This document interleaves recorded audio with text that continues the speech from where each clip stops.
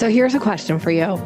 Would you benefit from ongoing support to improve your sales conversations and ultimately close more business? The Sales Maven Society offers you daily support for your urgent sales questions, an extensive library of bite-sized trainings to hone your selling skills, and monthly live coaching calls where you receive individualized coaching from me specific to your business so that you're able to remove any bottlenecks in your sales process. This is the most robust sales coaching program around for an incredible value of only $147 a month.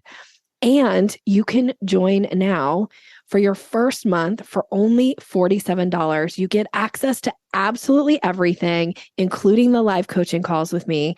Come check it out and see if this is the place for you to really elevate your business to the next level. You can do this by going to yoursalesmaven.com/society, hit the join now button. And then when it takes you to that page, enter this code, the number 4, the number 7, and the word trial, TRIAL. So 47 trial, all one word, and you'll be a member. I can't wait to see you in there. Now, here's the podcast.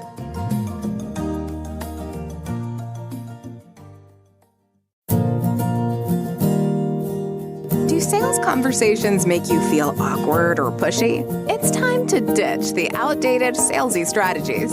Your guide, Nikki Roush, will show you how to combine kindness with selling skills to meet your prospects where they are, and in the process, how to up-level your influence and income.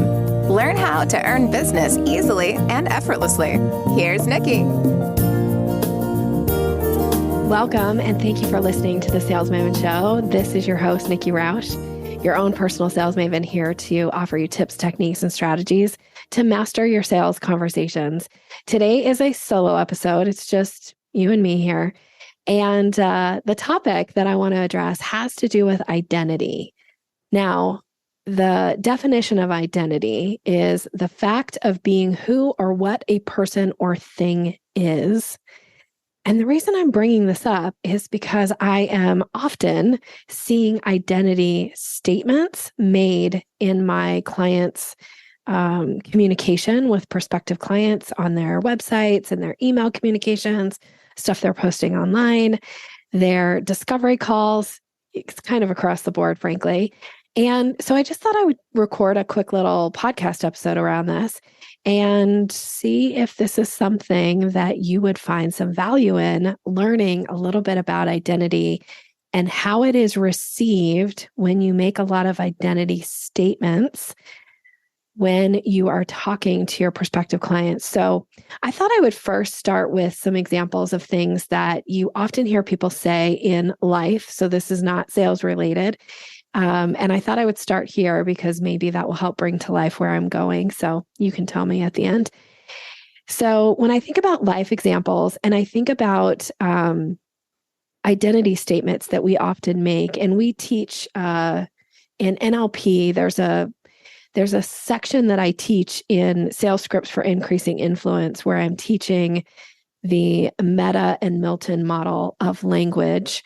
And in the meta, I think it's in the meta model where we talk about nominalizations and how people will take what should be a verb and they turn it into a noun. And I often find that this shows up in our work, and it also just shows up in people's everyday language. So for instance, have you ever, maybe you've done this yourself, or you've heard somebody when they're talking about being in pain, they claim it as theirs. They say, my pain.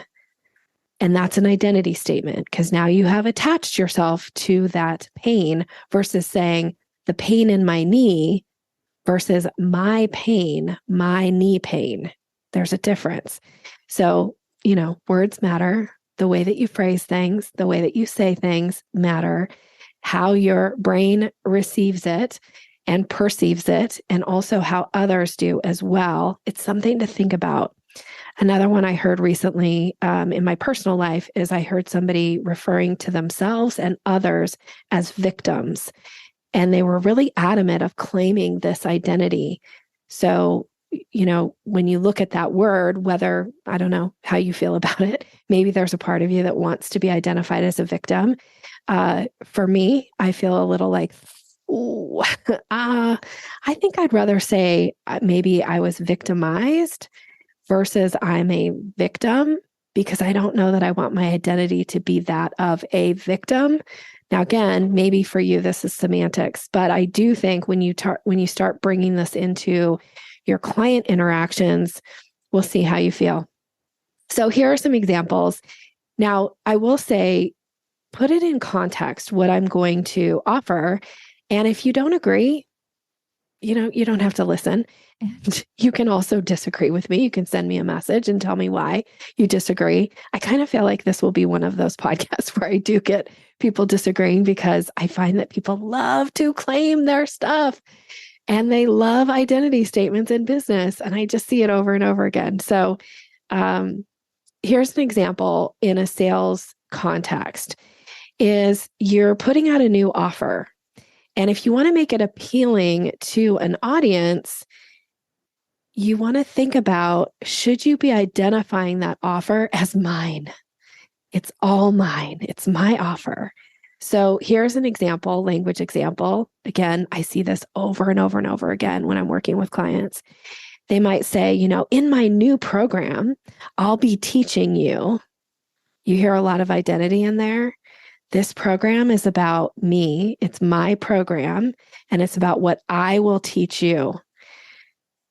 Now, that may resonate for some people, but there will be people who won't even relate to that at all. So what could you say instead? Do you need to identify that if you're promoting a program, does there need to be the my attached to it, the identity to it, that it's yours in some way? I would challenge, and this is something that I often do with clients when I'm working with them one-on-one. I show them ways to reframe the way that they are describing things, the way that they are positioning things. So instead of saying, in my new program, I'll be teaching you, I would suggest saying, in this new program, you'll be shown. Do you hear the difference? Whose identity is it now? It's not mine. I'm not making it about me. Now, the other reason that I bring this up, one is because how does it land to the client and the reader, depending on how you're positioning this, whether it's a live conversation or if it's something you've written on your website or an email that you're putting out into the marketplace, how is that positioned?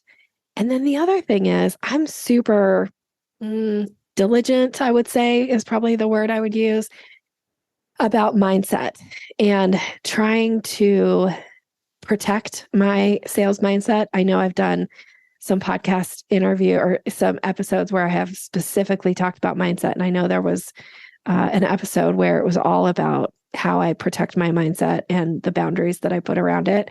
And I'm pretty diligent about that. When you attach identity to a program, to an offer, to a website, then when somebody declines, it feels like rejection.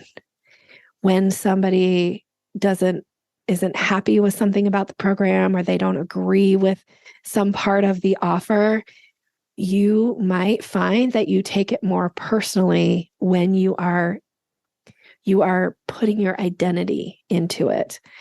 Now, I'm in no way suggesting that you shouldn't put your best foot forward, that you shouldn't show up and deliver at the highest level. That's not what I'm saying. I'm just suggesting that you might not need to make it so attached to you. My philosophy is that my business is important. I love my business. And it is it's an entity outside of me. It could go away tomorrow and I would still be me. Now, as somebody who's had some big challenges in the last few years and has had a lot of identity challenges, frankly, I have learned to be even more detached. Now, Does that mean I don't show up? No, I absolutely show up. I deliver my best in every context where I possibly can to my clients and to the podcast and the things that I'm doing when I'm speaking and all of that. I really do try to give the best version of me that I can give in that moment. And when I'm done, I can now be done. I don't have to think about it every moment of every day. And I don't have to eat it, breathe it, sleep it. I'm not saying that sometimes I don't, because I do at times, but I'm getting better and better about pulling away and realizing that the business is something outside of me, that my whole identity is not wrapped up in it. As a matter of fact, I had this conversation, I think not too recently, with somebody where I was explaining to them that I love the name of my company. I truly, truly do. And I'm super flattered when people refer to me as the sales maven, because I have created that identity. And you won't see me showing up wearing like logoed things that identify myself as the sales maven. I won't wear jewelry that says sales maven on it. Like there's a little bit of like, now I'm not saying I wouldn't wear a sales maven branded piece of clothing, but it wouldn't just be for me. It would be something that like my team and I are wearing sales maven shirts, or an event that I'm putting on, everybody gets a sales maven shirt, like maybe in that context. But again, from an identity standpoint, because I'm protective of my mindset, when people reject the idea of working with Sales Maven as a company, I don't have to take it personally. I choose not to. And by having a little bit of distance and not making my whole identity wrapped up in it, it helps. So in case that's helpful for you in the way that you're showing up in your business, that's why I wanted to share this episode with you today, in hopes that it might give you a little bit of a reframe. It will hopefully make you rethink the way that you are positioning your programs, your offers. If you're always attaching yourself to them, that may actually turn some people off, turn some people away. So just something for you to think about. All right, so that's it. That was what I wanted to talk about today. And the goal, of course, is to leave you with something to think more about. Maybe make some type of a tweak to what you're doing right now and the way that you're talking about yourself, your business, your offers, all that good stuff. Please know that I am wishing you continued success in every aspect of your life. And I appreciate you being here. Thank you for listening. And I wish you just a really amazing day. Thank you so much. Thanks for listening to Sales Maven. Visit us online at yoursalesmaven.com/maven for more resources to boost your confidence and skills.